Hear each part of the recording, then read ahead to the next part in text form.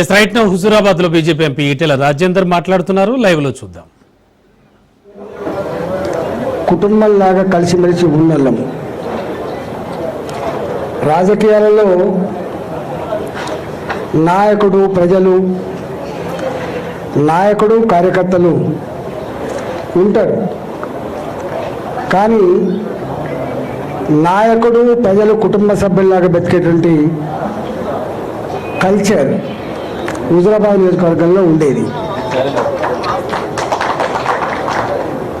కొంతమంది రకరకాల ఈ మధ్య సోషల్ మీడియాలో వస్తే సోషల్ మీడియాలో నమ్ముకొని బతికే కొంతమంది ఉంటారు. అబద్ధాల పునాదుల మీద బతికే వాళ్ళు కొంతమంది ఉంటారు. వాళ్ళ బతికే కుట్రలు కుతంత్రాలు చేసే వాళ్ళు ఉంటారు. కానీ మనం దానికి విరుద్ధమైన సంస్కృతి నుంచి వచ్చిన వాళ్ళం. మనం స్ట్రైట్ ఫైట్ తప్ప స్ట్రీట్ ఫైట్ రాదు మనకు.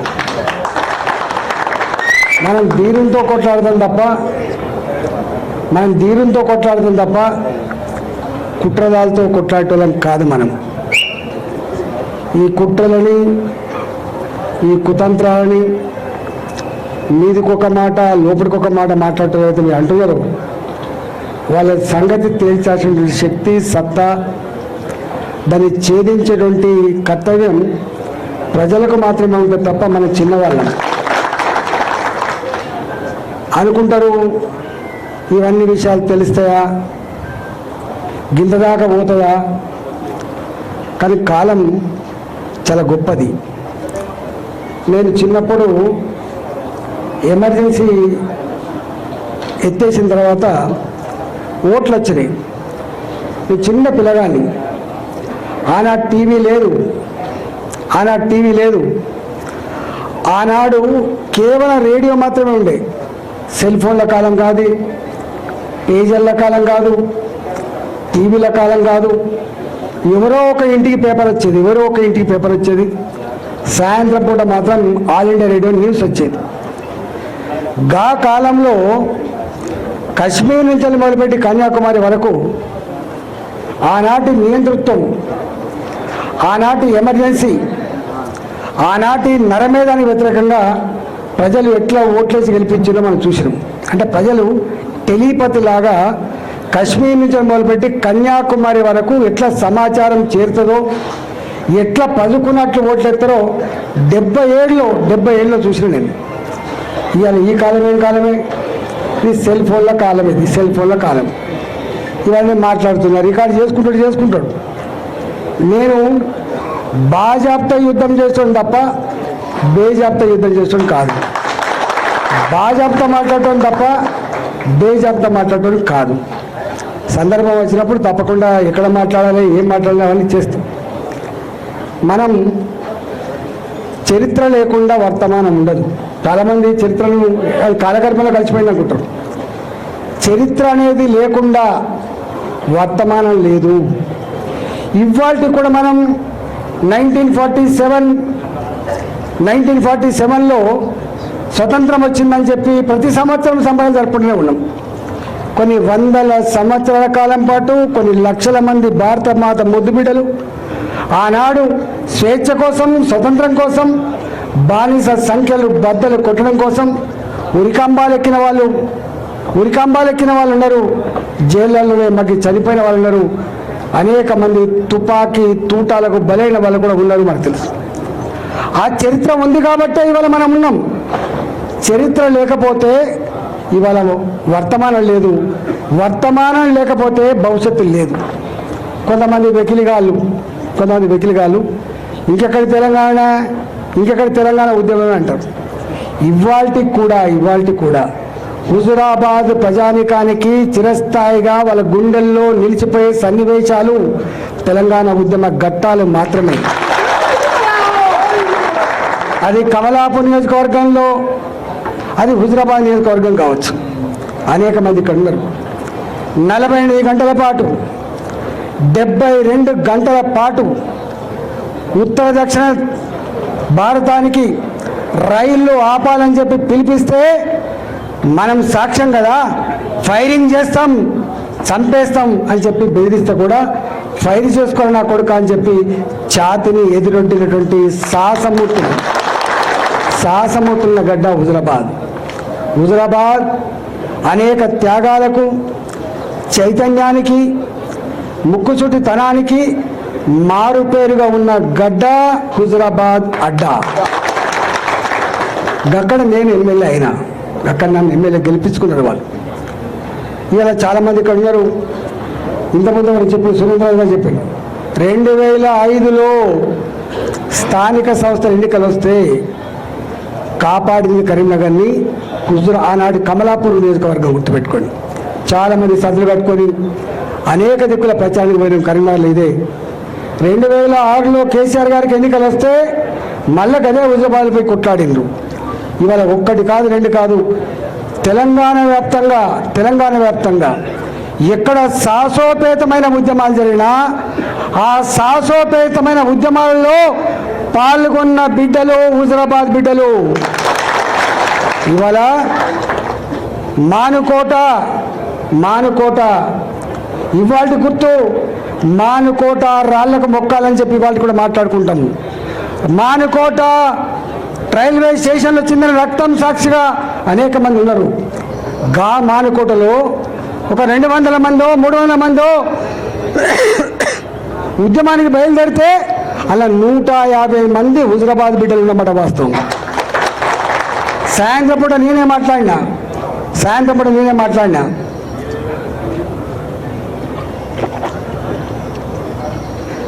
భార్య పిల్లలు గుర్తొచ్చితే వాళ్ళ ఇంటికి వెళ్ళిపోండి.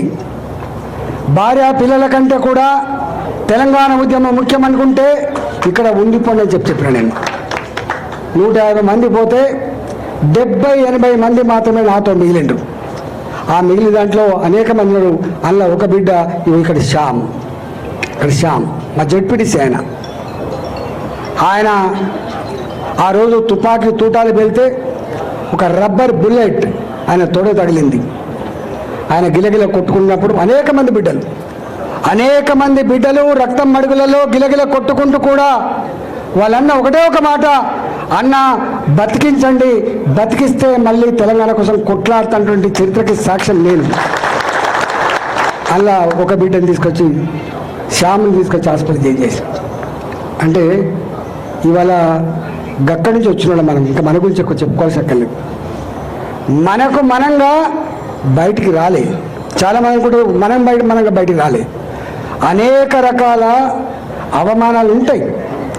అవమానాలు బయటకు వచ్చేటి ఉంటాయి, అవమానాలు దిగుమింగుకునేటివి ఉంటాయి. దిగమింగుకుంటాం, తెలంగాణ ప్రజల కోసం దిగమింగుకుంటాం. చాలామంది తెలియదు, పదవుల కోసం పెదవులు మూసేవాడే అయితే ఇవాళ 2 సార్లు మంత్రి పదవి అనుభవించిన నేను ఆర్థిక మంత్రిగా ఉండగా కూడా ఆనాడు మున్సిపల్ కార్మికులు సమ్మె చేస్తే ఆనాటి ముఖ్యమంత్రి కేసీఆర్ 1700 మంది కార్మికులని ఒక కలంపోటుతో తీసేసినాడు. తప్పుగా ఆకలితో ఉన్న వాళ్ళతో పెట్టుకునే ప్రయత్నం చేయొద్దని చెప్పి మంత్రిగా ఉండి కూడా చెప్పగలిగినోడు ఈటల గుర్తుపెట్టుకో. మళ్ళీ వాళ్ళకు అండగా ఉన్న 1700 మంది కార్మికుల్ని మళ్ళీ తీసుకునే చరిత్ర మీకు తెలుసు. తెలంగాణ వ్యాప్తంగా ఆర్టీసీ కార్మికులు సమ్మె చేస్తే కొంతమంది విధవలు మా దాంట్లో ఉన్నారు, వాళ్ళు సపోర్ట్ చేస్తున్నారని చెప్పి మమ్మల్ని నిందించినా కూడా మేము ఆర్టీసీ కార్మికుల సమ్మె న్యాయమైందని చెప్పి సపోర్ట్ చేసినటువంటి 2 ఎగ్జాంపుల్ చెప్తున్నా. ఇంకా అనేక ఉంటాయి. గక్కడి నుంచి వచ్చిన వాళ్ళం మేము. ఆర్థిక మంత్రి కంటే ఇంకే పెద్దగా ఉంటే ముఖ్యమంత్రి పదవి ఉంటుంది. నాకు తెలియదా ఈ ప్రభుత్వం ఈ ముఖ్యమంత్రితో కొట్లాడుతున్న పని పోద్దని? ముఖ్యమంత్రితో కొట్లాడడం శ్రేయస్కరం కాదు తెలియదు నాకు, కానీ చేస్తాము. ఎందుకంటే మేము పెడుసు నుంచి వచ్చినాం కాబట్టి, ఆత్మగౌరవం కోసం కొట్లాడినాం కాబట్టి, అన్యాయాలకు అక్రమాలకు దుర్మార్గాలకు వ్యతిరేకంగా బడిగీసి కొట్లాడినాం కాబట్టి, పదవుల కోసం పెదవులు మూసుకోవద్దు కాబట్టి, ఆ కల్చర్ గుండెల్లో పెట్టుకున్నాం కాబట్టి మేము కొట్లాడితే సరే ఆయనకి ఏమనిపించిందో మనకు తీసేసింది. 2021 తీసేసింది.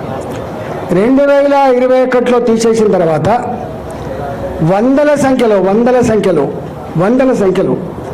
ఆనాడు నాయకులు మొట్టమొదటి పోయినాడు 5 లక్షలకు అమ్ముడు పోవచ్చు, తర్వాత లాస్ట్కు 2 కోట్లకు కూడా అమ్ముడు పోయిన ఉండొచ్చు. కానీ డబ్బులకు నాయకులు అమ్ముడు పోయినప్పటికి కూడా, దళిత బంధు డీడీలు ఇచ్చినప్పటికి కూడా, గొర్రెలకు డబ్బులు ఇచ్చినప్పటికి కూడా దాదాపుగా ఆనాడు 6 నెలల కాలం పాటు దేశ చరిత్రలో ఎక్కడ కూడా గన్ని రోజుల పాటు ఎన్నికల ప్రచారం చేయడం సాధ్యం కాదు దేశ చరిత్రలో. కానీ సాధ్యమైంది కేవలం హుజురాబాద్కు మాత్రమే. 6 నెలలు కొట్లాడినాం. ఏప్రిల్ మాసంలో మనం రాజీనామా చేస్తే, ఏప్రిల్ మాసంలో మనం బయటకు వస్తే, అక్టోబర్ మాసం వరకు కూడా ఎన్నికల వాతావరణం, కొనుగోళ్లు, ప్రలోభాలు, భయపెట్టించుడు, కేసులు పెట్టుడు ఎన్ని చేసిందో మీరు చూసిండు. చివరికి తెలంగాణ ఆత్మగౌరవం గెలిచింది. కేసీఆర్ చెంప చెల్లు అనిపించింది. ఆనాడు యావత్ తెలంగాణ జాతిలో ఒక ఆలోచన వచ్చింది.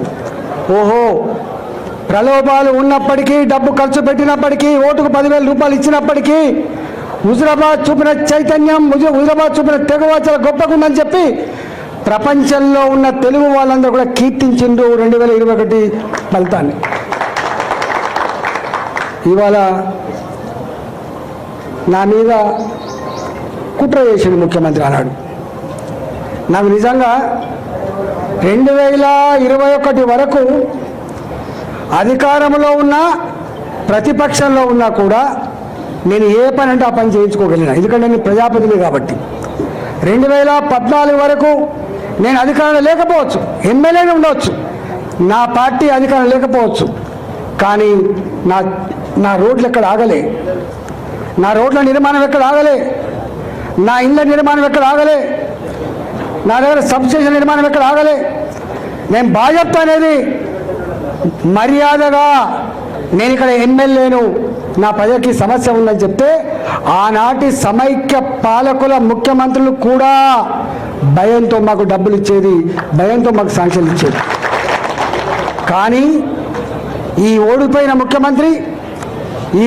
ముఖ్యమంత్రి మొత్తం చరిత్రను తిరగరాసే పద్ధతిలో, ప్రజలు అసహించుకునే పద్ధతిలో, ఎమ్మెల్యే గారికి ఉండే ప్రోటోకాల్ కూడా లేకుండా చేసి, ఎమ్మెల్యే గారు చేసే కనీస కర్తవ్యం కూడా చేయకుండా చేసి, ఇవాళ దొంగదారిన దొడ్డిదారిన ఒక పదవి కట్టబెట్టి వారికి అన్ని రకాల హక్కులు ఇచ్చి, ప్రోటోకాల్స్ ఇచ్చి నన్ను ఇబ్బంది పెట్టే ప్రయత్నం చేసిండు.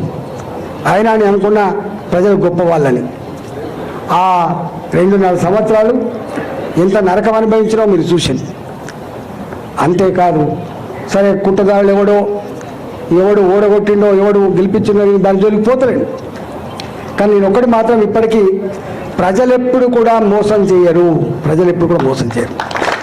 ప్రజలకు నాయకత్వం వహించే వాళ్ళు మాత్రం చక్కటి దారి చూపించాలి. ఇక్కడో అక్కడక్కడ నెగ్లిజెన్సీ ఉందా, ఇంకేముందో తెలియదు, కానీ మొత్తం మీద ఓడిపోయినాం. ఏనాడు అంటే హుజురాబాద్లో ఓడిపోతామని చెప్పి ఎవరు కళ్ళ కూడా ఊహించింది, ఓడిపోయినాం. దాన్ని అంగీకరించాల్సిందే. నేను అనుకోకుండా ఇక్కడికి వచ్చిన ఇక్కడి ప్రజానీకం అంతా కూడా గొప్పగా ఆశీర్వదించి గెలిపించింది. మీకు తెలుసు, మీరు వస్తున్న రోజు ఇక్కడికి వస్తే ఈ పెద్ద పార్లమెంట్ 40 లక్షల ఓట్లు, గుర్తుపెట్టుకోండి, 40 లక్షల ఓట్లు, ఒక 70 లక్షల జనాభా ఉన్నది. దాదాపు సగం హైదరాబాద్ ఉంటుంది ఇక్కడ. దేశవ్యాప్తంగా సెటిల్ అయిన వాళ్ళు ఉంటారు ఇక్కడ, ఉమ్మడి ఆంధ్రప్రదేశ్ నుంచి సెటిల్ అయిన వాళ్ళు ఉంటారు ఇక్కడ. నాకు పని ఒత్తిడి వల్ల మీకు రాలేకపోయినా, కానీ బాధ అనిపించే అంశం ఏంటంటే, ఇవాళ మనం ఆనాడు 2021లో కేసీఆర్కి ఒక మాట ఇచ్చినాం, ఒక ఛాలెంజ్ చేసినాం. నువ్వు ఓటింగ్స్ పెట్టించుకుంటున్నావు కేసీఆర్, నువ్వు ఫ్లెక్సీలు పెట్టించుకుంటున్నావు, గోళ్ల మీద నీ బొమ్మలు వేయించుకుంటున్నావు, కరెంట్ స్తంభాల మీద కూడా నీ స్టిక్కర్లు వేసుకుంటున్నావు, నా ముఖం కనపడకుండా చేస్తున్నావు. కానీ నా ముఖం ఫ్లెక్సీల మీద లేదు కొడుక, నా ముఖం ఈ ఓటింగ్ల మీద లేదు కొడుక, నా ముఖం ప్రజల గుండెల్లో ఉందని చెప్పిన. ప్రజల గుండెల్లో ఇవాళ మీరు ఇప్పుడు కూడా ఇలా షామీర్పేట ఏమంటనే ఇది, ఈ షామీర్పేట భారతీయ జనతా పార్టీకి అడ్డ. ఇది ఇవాళ అడ్డ. ఇది నేను భారతీయ జనతా పార్టీ ఎంపీని, నేను ఇక్కడ భారతీయ జనతా పార్టీ ఎంపీని. నేను దక్షిణ భారతదేశంలో మొట్టమొదటిసారిగా ప్రచారం జరిగితే నరేంద్ర మోడీ గారే స్వయంగా వచ్చి నా ఎలక్షన్ ప్రచారం చేసే విషయం మీకు తెలుసు. గా అడ్డ ఇది పార్టీకి ఊపిరి పోసే అడ్డ, నాయకులకు స్ఫూర్తినిచ్చే అడ్డ, రేపటి గెలుపుకు సంకేతం ఇచ్చే అడ్డ ఇలా షామిల్పేట అడ్డ. దాన్ని పట్టుకొని వాడు సైకోనా, శాడిస్టా, వాడు మనిషా, పశువా, వాడు ఏ పార్టీలో ఉన్నాడు, వాడు ఎవరి అండతో ఆ ధైర్యం చేస్తున్నాడు, వాడిని ఎంచుకోవాలి. కానీ బీ కేర్ఫుల్ కొడుక, బీ కేర్ఫుల్. మేము శత్రువుతో కొట్లాడతాం కానీ కడుపుల కత్తులు పెట్టుకొని కవలించుకునే సంస్కృతి మా రక్తం లేదు కొడుక, నా రక్తం లేదు. ఇవాళ మీరు ఎవడెవడు సోషల్ మీడియాలో పెడుతున్నారో, ఏమేమి రెచ్చగొడుతున్నారో, ఏమేమి చేస్తున్నారో మొత్తం పైకి పంపించే ప్రయత్నం చేస్తా. నేను అనుకుంటున్నా సంస్కారం ఉందని, సభ్యత ఉందని ఇట్లాంటి వాటిని అరికడతానని భావిస్తున్నా. అరికట్టకపోతే నష్టపోయేది ఎవరో అర్థం చేసుకోండి. మీరు నష్టం మాకు కాదు, మాకేం తక్కువ ఉంది? అసలు మీరు ఎవరు? అసలు నీ శక్తి ఏంది, నీ యుక్తి ఏంది, నీ చరిత్ర ఏంది, మా చరిత్ర ఏదిరా? 2002లో వచ్చిన నా జిల్లాకి, 2002లో వచ్చిన నా జిల్లాకి 2 సార్లు నేను జిల్లా పార్టీ అధ్యక్షుడిగా పనిచేసిన, నేను 2 సార్లు జిల్లా మంత్రిగా పనిచేసిన. నేను నా అడుగు పడని గ్రామాలు లేవు కరీంనగర్ జిల్లాలో. ఉమ్మడి కరీంనగర్ జిల్లాలో నా అడుగు పడని గ్రామాలు లేవు. ఉమ్మడి కరీంనగర్ జిల్లాలో నేను కరీంనగర్లో ఉంటే పొద్దున ఉదయం పొయ్యి ముట్టిస్తే రాత్రి 12 గంటలకు కూడా ఆ పొయ్యి ఆరిపోయేది కాదు. ఒక్క హుజరాబాదు, ఒక కమలాపూర్ వచ్చిన వాళ్ళు కాదు బిడ్డ, మొత్తం కరీంనగర్ జిల్లా మొత్తం వచ్చేది. పక్క పంటున్న జిల్లాలు కూడా అప్పుడప్పుడు వచ్చిపోయి. ఇవాళ నేను 2 సార్లు 44 లేదని చెప్తున్నా అంటే నాకు తెలియని జిల్లా ఉంటుందా? నేను పోని మండలం ఉంటుందా? నేను మాట్లాడినటువంటి జాతులు ఉంటాయా?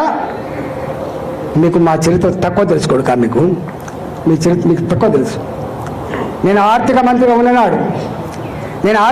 ఉన్నాడు 110 కులాలు 120 కులాలు ఉంటే అనేక కులాలకి పాపం ఇప్పటిదాకా వాళ్ళకు ఎమ్మెల్యేలు కాలేదు, ఎంపీలు కాలేదు, వాళ్ళు గుర్తించిన పాపన పోతలేరు, వాళ్ళకు కుల సర్టిఫికేట్ లేవని చెప్పి నన్ను ఎవరు కోరలే. నేనే ఒక 40 రోజుల పాటు 40 డేస్ యావత్ తెలంగాణ అన్ని కుల సంఘాల నాయకులతో భాజపా అసెంబ్లీలో మీటింగ్లు పెట్టి, నేనే వాళ్ళకు భోజనాలు పెట్టి, నేనే మీకు లీడర్ని, మీ సమస్యల పరిష్కారం కోసం ఉన్నాను బిడ్డనని చెప్పిన నేను 40 రోజుల పాటు ఆ పనిచేసిన. 40 రోజుల పాటు అన్ని సమస్యలు తెలుసుకున్న తర్వాత నేను ఒక బీసీ కాన్క్లేవ్ అని చెప్పి బీసీ పార్లమెంట్ సభ్యులను, బీసీ శాసనసభ్యులను, బీసీ శాసన మండలి సభ్యులను, ఆనాడు మా స్పీకర్గా ఉన్న మత్స్యచారి గారిని, ఆనాడు కౌన్సిల్ చైర్మన్ ఉన్నటువంటి స్వామి గౌడ్ గారిని, మంత్రులందరితో ఒక మీటింగ్ పెట్టినా. 3 రోజుల పాటు పెట్టాను నేను. ఈ నోరు లేనులకు మనం దిక్కు కావాలి. తెలంగాణ రాష్ట్ర ఏర్పాటు కేవలం భౌగోళికమైనది కాదు. తెలంగాణ రాష్ట్ర ఏర్పాటు ఈ జాతులకు స్వేచ్ఛ కావాలి, ఈ జాతులకి ఫలితం అందాలనేటువంటి సంకల్పంతో ఉన్నది. కాబట్టి మనం వీళ్ళ కోసం అది చేయాలని చెప్పి 3 రోజుల పాటు చర్చించాం మేము. దాని ఫలితమే 250 రెసిడెన్షియల్ స్కూళ్ళు ఇవాళ బీసీ రెసిడెన్షియల్ స్కూల్ వచ్చినాయి. దాని ఫలితమే ఇవాళ ఎస్సీ రెసిడెన్షియల్ స్కూల్ ఎక్కువ వచ్చినాయి. దానికి ఫలితమే ఎస్టీ రెసిడెన్షియల్ స్కూల్ వచ్చినాయి. దాని ఫలితమే 78 కులాలకు ఆత్మగౌరవ భవనాలు వచ్చినాయి. ఇక్కడ వెలమ హాస్టల్ అంటూ ఉండే, గౌడ హాస్టల్ ఉండే, పద్మశాలి హాస్టల్ ఉండే, కొన్ని పెద్ద కులాలకు మాత్రమే ఉండే. అలాంటి వాళ్ళకు కూడా ఇక్కడ ఉండాలని చెప్పి, పేదవాళ్ళకు కూడా అని చెప్పి 78 కులాలకు ఆత్మగౌరవ భవనాలకి జాగలు ఇచ్చి ఇలా జీవోలు ఇచ్చినటువంటి దాంట్లో ఈటల రాజేంద్ర అనుకుంటున్నాడు. గుర్తుపెట్టుకోండి, ఈటల రాజేంద్ర చరిత్ర గది. ఈటల రాజేంద్ర గారు ఎన్నడూ నా వార్త పేపర్లో వస్తుందా రాదా, నా వార్త టీవీలో వస్తుందా రాదా, నాకు ఈ సోషల్ మీడియా అంటే ఎందుకు తెలియదు. నేను ఇప్పుడు చూడండి, నేను దానికి అడిక్ట్ అయినోడు ఏమైపోతున్నాడు లేదు, కానీ వాటిని చూసుకోవడం కాదు. ఈ సోషల్ మీడియా గివిటి చూసి మురిస్తోని అంతకంటే కూడా కాదు. ఇవాళ మళ్ళీ చెప్తున్నా, ఎప్పుడు కూడా ధీరుడు వెనుదిరిగాడు గుర్తుపెట్టుకో. అది సందర్భం అయితే రియాక్ట్ అవుతాడు, సందర్భం అయితే బయటకు వస్తాడు, సందర్భం అయితే మాత్రమే మాట్లాడతాడు. భరిస్తాం. ఎక్కడ భరిస్తాం? మీరెట్లయితే భరించలేక ఇక్కడికి వచ్చిందో, మీ అంతరాత్మని అర్థం చేసుకున్నా, నేను మళ్ళీ చెప్తున్నా మీకు, హుజురాబాద్ గడ్డ మీద రేపు ప్రతి ఊర్లో మన వార్డు మెంబర్ ఉంటాడు. హుజురాబాద్ గడ్డ మీద నా సర్పంచ్ ఉంటాడు హుజురాబాద్లో. ఎందుకంటే ఒక్కరోజుతో బంధం కాదు, అది 25 ఏళ్ళ బంధం. అది నన్ను నమ్ముకొని ఉన్నారు మీరు. 2021లో గన్ని వందల కోట్ల రూపాయల ప్రలోభాన్ని అడ్డుకొని అన్న కోసం నిలబడ్డలు మీరు, అన్న కోసం నిలబడ్డలు మీరు. మిమ్మల్ని నేను చాలాసార్లు చెప్తా, కాళ్ళు కడిగి నెత్తిలో పోసుకున్నా హుజురాబాద్ ప్రజలు రుణం తీసుకోవాలని చెప్పి స్టేట్మెంట్ ఇచ్చాను నేను. ఆ ప్రజల మీద సంపూర్ణమైన నమ్మకం ఉన్నాడు నేను. ఆ ప్రజల మీద సంపూర్ణమైన విశ్వాసం ఉన్నవాడిని కాబట్టి మీరు నిజంగానే ఇవాళ ప్రజలు బాధపడుతుంటారు కాబట్టి నాకు ఇక్కడ పని ఉన్నమాట వాస్తవం. కానీ తప్పకుండా ఇక్కడ నాకేం ఎలక్షన్ లేవు, లోకల్ బాడీ ఎలక్షన్స్. నాకున్న లోకల్ బాడీ ఎలక్షన్సే హుజురాబాద్ ఎన్నికలు గుర్తుపెట్టాను.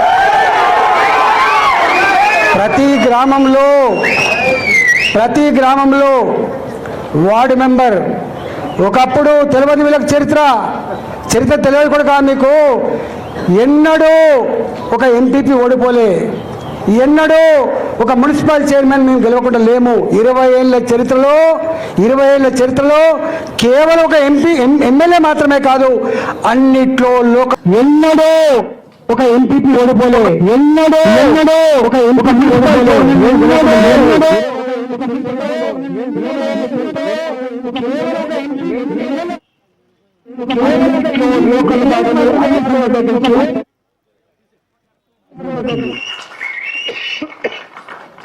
ఎంపీ కూడా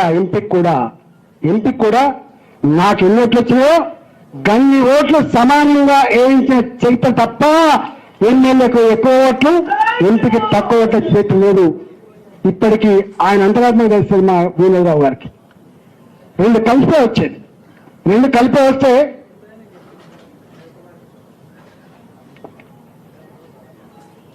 2014 వరకు ఎంపీ ఎమ్మెల్యే ఎన్నికలు కలిపి వచ్చేది. ఇక రాజీనామా చేసి వచ్చిన బై ఎలక్షన్ కలిపి వచ్చేది. ఈటల అన్నరుగా నా ఎమ్మెల్యేకి ఎన్ని ఓట్లు వచ్చేదో ఎంపీగా ఆయన కూడా గన్ని ఓట్లు వచ్చేది. 2019లో మోడీ గారి ప్రబంధం వచ్చినాడు. 2019లో మోడీ గారి ప్రబంధం వచ్చినాడు. హిందుగాళ్ళు బొందుగాళ్ళు అని చెప్పి తులనాడినాడు కూడా. బయట నియోజకవర్గాల్లో ఆనాడు భారతీయ జనతా పార్టీకి 35,000, 50,000, 57,000 మెజార్టీ వచ్చినా హుజురాబాద్ లో మాత్రం నేను ఆనాడు టీఆర్ఎస్ లో ఉన్న 53,000 మెజార్టీ, 53,000 మెజార్టీ ఆనాడు టీఆర్ఎస్ పార్టీకి వచ్చింది తప్ప రాలేని. దాని తర్వాత నేను వచ్చిన ఇక్కడ. నేను వచ్చిన తర్వాత నాలుగు చెప్పింది ఇప్పుడు ఎంత వచ్చినాయో నేను ఆ లోతులకు పోను. కానీ ఒక్కటి అడుగుతున్నా, గ్రామంలో క్రెడిబిలిటీ నమ్మడం లేకపోతే నా పార్టీ బతకదని నమ్ముతాను నేను. నా గ్రామంలో ఉన్న లీడర్, నా సర్పంచ్, నా వార్డు మెంబర్, నా ఎంపీటీసీ, నా గ్రామ కమిటీ అధ్యక్షుడు గొప్ప పేరుంటేనే నాకు ఓట్లు వస్తాయని చెప్పి నమ్మటం నేను. వాళ్ళు గొప్పగా లేకుండా లేరు. ఇలా కొత్త సూత్రం పెడుతుంది ఒక్కొక్కడు అక్కడక్కడ లీడర్లు. ఈ దేశానికి ఇవాళ నరేంద్ర మోడీ దిక్కు అనేటువంటి భాష ఎందుకు వస్తుంది ఇవాళ దేశంలో? ఎందుకు వస్తుంది దేశంలో? నరేంద్ర మోడీ గారు అని చెప్పి ఎందుకంటాను ఇవాళ? ప్రజల హృదయాలను గెలుచుకున్నాడు కాబట్టి. నుంచి మొదలుపెట్టి కన్యాకుమారి వరకు వాళ్ళు ఏ భాష మాట్లాడినా, ఏ సంస్కృతులు ఉన్నా, ఏ రాష్ట్రంలో ఉన్నా ఇవాళ ఎందుకంటున్నారు ఆ మాట? నచ్చింది కాబట్టి అంటారు. వ్యక్తి ఎదగకుండా, వ్యక్తికి గ్రామం లేకుండా, వ్యక్తులకు పటాలు లేకుండా పార్టీలు ఉండాలనేటువంటి జ్ఞానం తప్పకుండా ఉండాలి. ఉంటుంది. తను నమ్ముకున్న నాయకుడు ఉంటాడు, క్యాడర్ అంటే పడిచచ్చే నాయకుడు ఉంటాడు, నాయకుడు అంటే పడిచచ్చే క్యాడర్ కూడా ఉంటుంది. బాబు మీకు మానవ సంబంధం చెప్తే కదా, మీకేం సంబంధాలు ఉంటాయి? మీకు ఇక్కడ ఒకటి మీద వేసుకొని పోతుంది, మీరు మీద బాగా వేసుకొని పోతుంది డ్రామా కంపెనీ లెక్క. కానీ మాది డ్రామా కంపెనీ కాదు, మాది హృదయాలు కలిసిన సంబంధాలు. మా హృదయాలు కలిసిన సంబంధాలు. నేను అనుకుంటా నాతో వదిలిపెట్టి అమ్ముడుపోయిన సరుకు కూడా మన అంతరంగా తెలుసు రాండ్రల క్రెడిబిలిటీ ఏందో. ద్రోహం చేసేవాడు కూడా అనుకుంటాడు నా అవసరానికి అమ్ముడిపోయినా కానీ రాయమని గొప్ప అని కూడా అనుకుంటాడు వాడు. నేను నమ్ముతున్నాను. కాబట్టి నేను మీ ఒక్కడికే చెప్తున్నా, మీ ఆవేదన నాకు అర్థమైంది. మిమ్మల్ని అనాథ చేయాలని, మీ ఆత్మగౌరవాన్ని మట్ల కలపాలని, మీ రాజకీయ ఏ అవసరాలైతే ఉన్నాయో వాటిని అందించలేకుండా ఉంటా అనే నిస్సహాయత నాలో లేదనే మాట నీకు బలమని చెప్తున్నాను. నాకు వస్తా ఉన్నారు, నాకు ఇంటర్వ్యూ రాజకీయాలు అంటాడు. అరే ఎప్పుడైనా గుర్తుపెట్టుకోండి, ధర్మం న్యాయం నమ్ముకున్నాను. నేను మూడో నమ్ముకుంటాను. నేను మద్యాన్ని నమ్ముకున్నది కావాలని 100 సార్లు చెప్పిన, నేను డబ్బును నమ్ముకున్నది కావాలని 2 సార్లు చెప్పిన. నేను నమ్ముకున్నది మూడింటిని. ఒకటి ప్రజలు నమ్ముకున్న నేను, ధర్మాన్ని నమ్ముకున్న నేను, కష్టాన్ని నమ్ముకున్న నేను. కష్టాన్ని నమ్ముకున్నాను నేను. ఇవాళ ఇక్కడ నేను ఎవరి కోసం పనిచేస్తున్నా? ఇక్కడ విస్తరిస్తే ఒకరు నాకంటూ తెలివి ఉంటే, నాకంటూ అనుభవం ఉంటే, నా అనుభవం ఇవాళ ఇక్కడ ఖర్చు పెడితే అది పార్టీ కోసం లాభం తప్ప నా కోసం లాభం వస్తా. కొన్ని వేరేలు పెడుతున్నారు. నా భార్య కట్ట అని నా వైఫ్ వాళ్ళ అత్తలు కూడా అత్తలేదు. చూసిందా మీరు? గంట చిల్లరగా ఉంది. నేను వచ్చిన ఎప్పుడైనా నా కొడుకుని కూడా కనబడదా? నా బిడ్డ కనబడదా? నా భార్య కూడా బయట చేసిందా? నాకు చెప్పలేదా? నాకు శక్తి లేదా? అడగబోతున్నాను.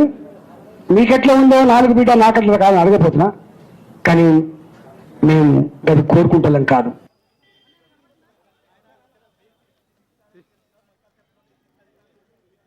చెప్పొస్తారు తప్ప మళ్ళా తర్వాత ఒక ఫోన్ ఉండదు, నీకు కనపడే ప్రసక్తి ఉండదు.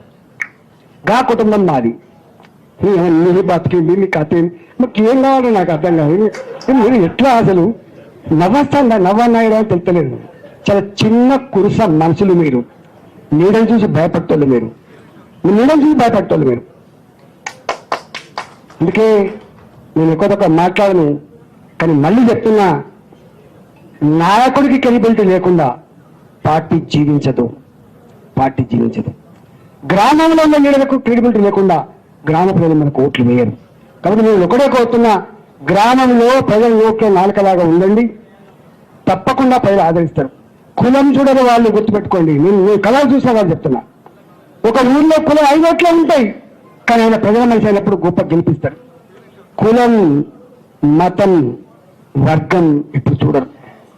ఈ బిడ్డడు మంచోడా కాదా, ఈ బిడ్డడు పనిమంతుడా కాదా చూస్తా తప్ప వేరే ఉండదు, ఆస్కారం లేదు. కాబట్టి మీరు ఎక్కడ కూడా కొత్త వాళ్ళు పాత వాళ్ళనే భావన పెట్టకండి. కొత్త వాళ్ళు పాత వాళ్ళనే భావన పెట్టకండి. ఒకటే భావన పెట్టండి. మనం ఉన్న దాంట్లో మనం గుర్తించి ఇస్తారని మా భావిస్తున్నాం. అదర్వైజ్ తప్పకుండా గ్రామాన నేను మళ్ళీ చెప్తున్నా, వార్డు మెంబర్ నుంచి మొదలుపెట్టి సర్పంచ్ వరకు, ఎంపీటీసీ మొదలుపెట్టి ఎంపీపీ వరకు, జడ్పీటీసీ మొదలుపెట్టి జిల్లా పరిషత్ చైర్మన్ వరకు, ఇలా కౌన్సిల్ నుంచి మొదలుపెట్టి మా మున్సిపల్ చైర్మన్ వరకు ప్రజల ఆశీర్వాదంతో గెలుస్తామని నమ్మకం ఉంది. నాకు అహంకారం లేదు. వాళ్ళు ఆశీర్వదిస్తారని కనుక భావిస్తే తప్పకుండా పెట్టుకుందాం. మనం గెలుచుకుందాం. సర్పంచ్కి ఏ బీఫామ్ అక్కర్లేదు, ఎవరి బాధాక్షణ అక్కర్లేదు. గుర్తుపెట్టుకోండి. అక్కడున్న వాడికి ఏంటో తెలుసుకుందాం. కాబట్టి మీరు వెంగటి లెక్కండి. మీరు ఎక్కువ మాట్లాడకండి, ఎవరిని తోనాడకండి. వీడుకోవట్ట వాడుకోవట్ట వీడు ఇట్లా ఏం చేస్తాం కోవట్లు ఎన్ని చూస్తాం మనం. మీ కోవట్లు కిందనే ఉండరు బిడ్డ. తెలంగాణ ఉద్యమంలో 26 మంది ఎమ్మెల్యే గెలిచినాం మేము. యాదుకుందా? తెలంగాణ ఉద్యమంలో 26 మంది ఎమ్మెల్యే గెలిచినాం. 10 మందిని కోవట్లు చేసుకొని పోయి రాజశేఖర రెడ్డి. కోవట్ల వ్యవస్థ రాజకీయాలకే పరిమితం కాలే. కోవట్ల వ్యవస్థ అన్ని రంగాల్లో ఉండే దాని ఫలితం మీద చూసింది. కాబట్టి కోవట్ల గురించి బాధపడకండి. ఇవాళ మీ లక్ష్యం నెరవేర్చడానికి నువ్వు గొప్ప ఐక్యంగా ముందుకు పోవాలని చెప్పి నేను కోరుతా ఉన్నా. డెఫినెట్ గా నేను మళ్ళీ చెప్తున్నా, నాకు స్థానిక సంస్థల ఎన్నికలు లేవు, ఉంటే హుజరాబాద్ మాత్రమే. ఖచ్చితంగా వస్తా. మీ గెలుపు కోసం నేను ఉంటా.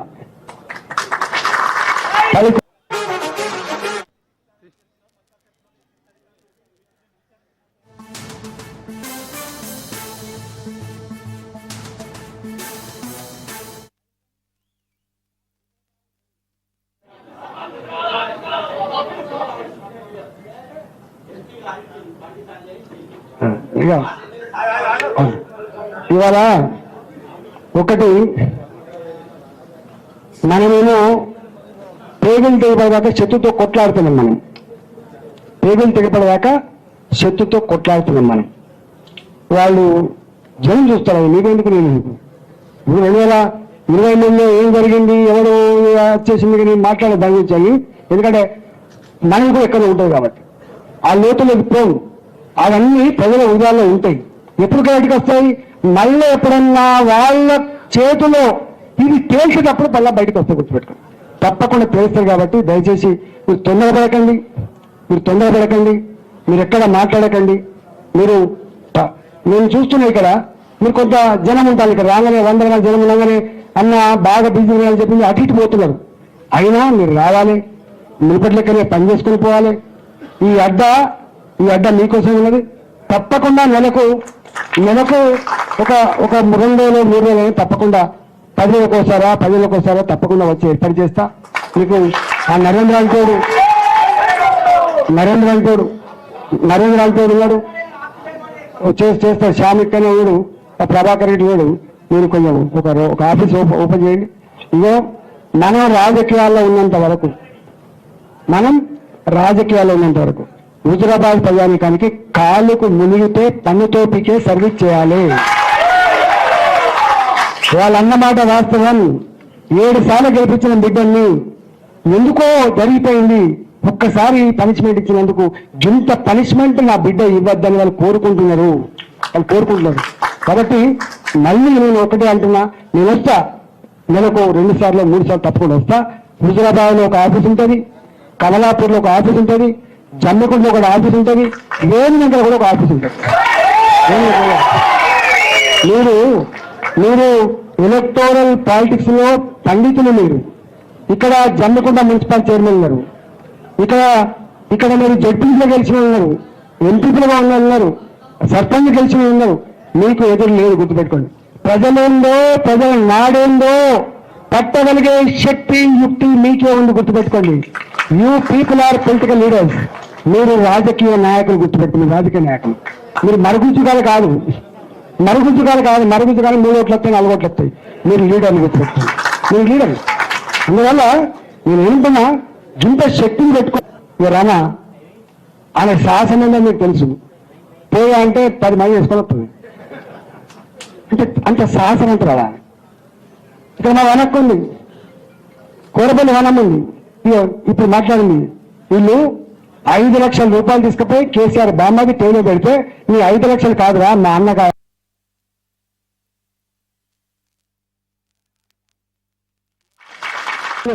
అట్లాంటి నా ఇల్లంతా కూడా మనం పోతే నా గౌడన్న వచ్చి ఆయన కాచిన కన్నీళ్ళు ఆయన మాట్లాడిన మాటలు హృదయం కలిసివేసింది. గది మనం ఇది ప్రజలకు మనకున్న బంధం. కొద్దిమంది ఉంటారు వీళ్ళు కూడా, అటుపోతే బీఫామ్, ఇటుపోతే బీఫామ్, ఆగమం అవుతారు. కాదు బిడ్డ, ఆగమం కావద్దు. ప్రజలు చూస్తూ ఉంటారు, నిన్న రాక సాతో ఉండే మళ్ళీ లేకపోయా కదా, ఇది ఇటున్నది అటు కనిపించేయకుండా. మీరు ఆగమాగం కాకండి, నమ్మకం ఉన్నవాడు మాత్రమే ఉండండి. లేకపోతే లేదు. సత్తా ఉన్నోడు, నమ్మకం ఉన్నోడు, నా ఆలోచన నడిచి ఉండండి. లేకపోతే కష్టమే.